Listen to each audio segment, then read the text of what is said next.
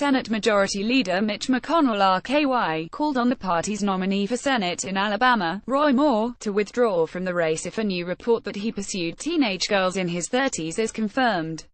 If these allegations are true, he must step aside. Story continued below. Other Republican senators also reacted with alarm to the report by The Washington Post. It quoted several women saying that Moore initiated contact with them when as teenagers, including one woman who said she had a sexual encounter with him when she was 14 and he was 32. The allegations against Alabama Senate candidate Roy Moore are deeply troubling, added Sen. Cory Gardner-Arcolo, chairman of the National Republican Senatorial Committee. If these allegations are found to be true, Roy Moore must drop out of the Alabama special Senate election. Sen. Lisa Murkowski-Waleska was unequivocal. "I'm horrified, and if this is true he needs to step down immediately," she told reporters. "It's a nasty story. I don't know anything about it," added Sen. Richard Shelby Rala asked if Moore should withdraw. Shelby said, "Let's see how the story runs." Pressed further on the issue, Shelby said, "I supported Sen. Strange, you all know that." He was referring to Sen. Luther Strange, who Moore defeated in a Republican primary. The report quotes Lee Kaufman, who Moore reportedly started the sexual relationship with her when he was an assistant district attorney in 1979. According to the Post, Moore approached Kaufman outside a courtroom in Etowah County. At the time, Kaufman was sitting with her mother. Moore got her phone number and then, days later, took her to his house in the woods and kissed her. During a second visit, according to Kaufman, Moore took her clothes off as well as his own and ran his hand over her body and her hand over his underwear.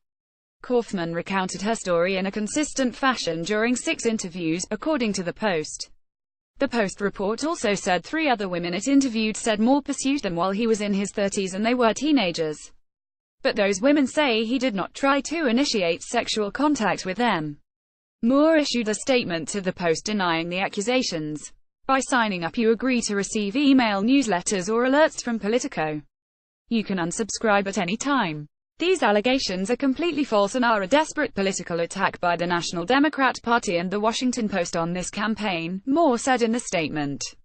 Moore, a former controversial state Supreme Court judge, is running in the special election for Attorney General Jeff Sessions' Senate seat. His opponent is former U.S. Attorney Doug Jones, a Democrat. Moore has been heavily favored to win. The election is on December 12. Washington Republicans including McConnell and the NRSC overwhelmingly backed Strange over Moore in the primary. Senate Majority Whip John Cornyn of Texas, who endorsed Moore after his primary victory over Strange, said that senior Republicans are still examining what options they have, if any, ahead of the special election. "This troubling news is so recent that people are trying to understand what hit us," Cornyn told reporters. "I think people are trying to sort it out and figure out what the appropriate response is, including Sen. Strange." Cornyn also suggested that Kaufman's willingness to go on the record about the sexual contact does not yet prove Moore's guilt.